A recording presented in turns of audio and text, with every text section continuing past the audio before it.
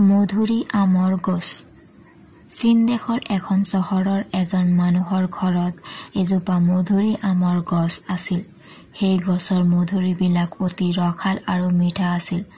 দূৰৰ পৰাই মধুৰী আমৰ গোন্ধত মানুহে কাৰ ঘৰৰ মধুৰী গম পাইছিল। মানুহজনে সেই মধুৰীবোৰ নি বজাৰত বেচিছিলগৈ। মধুৰীবোৰ তেওঁ বেছ উচ্চ হাৰত বেচিব পাৰিছিল, কাৰণ তেনে মধুৰী আম কতো পোৱা নগৈছিল।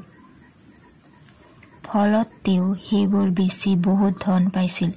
এখন ঠেলাত তুলি নি তেওঁ সেইবোৰ বজাৰত বেচিছিলগৈ। এদিন এইদৰে বজাৰলৈ মধুৰী বেচিবলৈ তেওঁ নিওঁতে এজন ফটা-চিটা কাপোৰ পিন্ধা সন্যাসীয়ে ঠেলাখনৰ কাষত ৰৈ তেওঁক এটা মধুৰী খুজিলে। মানুহজনে নাই মধুৰী দিব নোৱাৰো বুলি সন্যাসীজনক খেদি পঠিয়ালে। কিন্তু সন্যাসীজনে গুচি নগৈ তাতে ৰৈ থাকিল। তাকে দেখি মানুহজনে সন্যাসীজনক গালি শপনি পাৰিব ধৰিলে।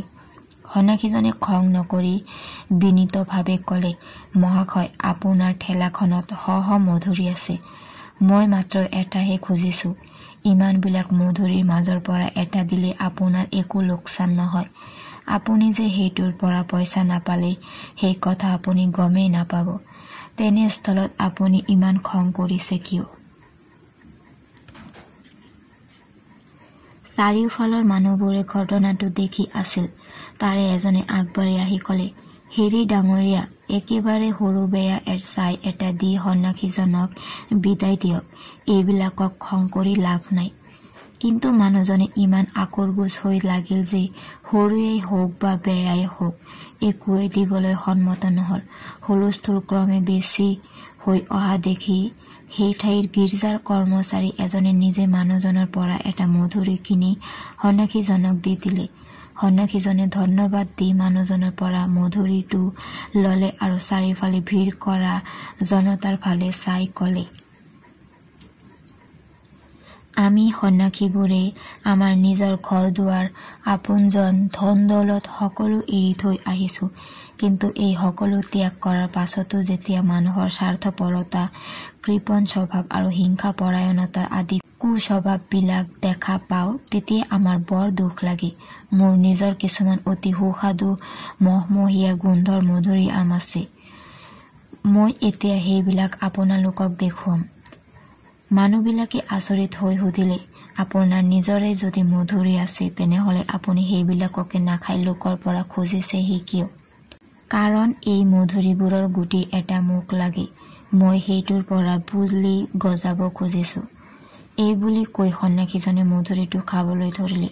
খাই শেষ কৰি তাৰ এটা গুটি হাতত লৈ তেওঁ তেওঁৰ কঁকালত বান্ধি থোৱা পেটীডালত খুচি থোৱা ডাঙৰ কটাৰী এখন উলিয়ালে আৰু সেইখনেৰে মাটিত এটা ডকৈ গাঁত খান্দিলে। তাৰ পাছত সেই গুটিটো গাঁতত পেলাই ওপৰত মাটি জাপি দি ওচৰত থকা মানুহবিলাকলৈ চাই সেই গুটিটোত পানী দিবলৈ অলপ গৰম পানী ক'ৰবাত পাব নেকি সুধিলে।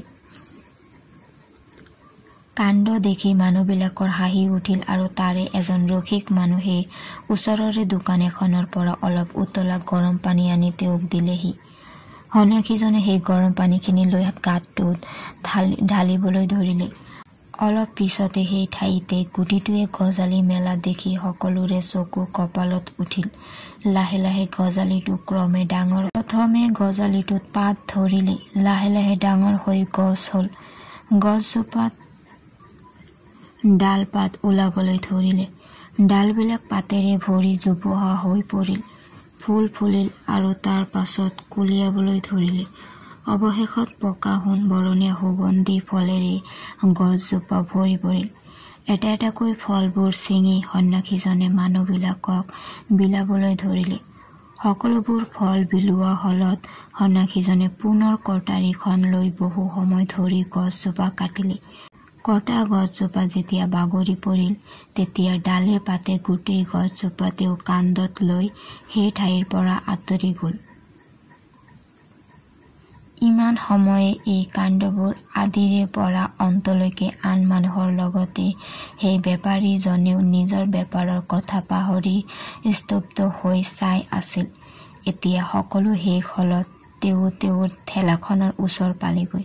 কিন্তু তেওঁ অবাক হৈ দেখিলে যে তাত এটাও মধুৰী নাই। তেতিয়াহে তেওঁ ধৰিব পাৰিলে যে সেই মধুৰিবোৰ প্ৰকৃততে তেওঁৰ মধুৰিবোৰেই। ঠেলাখন ভালকৈ চোৱাত দেখিলে যে ঠেলাখনৰ হেণ্ডেলডালৰ এটা ফাল নাই, কোনোবাই কাটি থৈছে।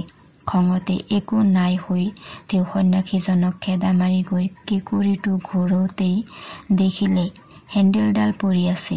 ওচৰলৈ গৈ দেখিলে যে সেইডালেই সন্যাসীজনে কাটি পেলোৱা মধুৰিআমৰ গছ। সন্যাসীজনক কিন্তু কোনেও কতো দেখা নাপালে।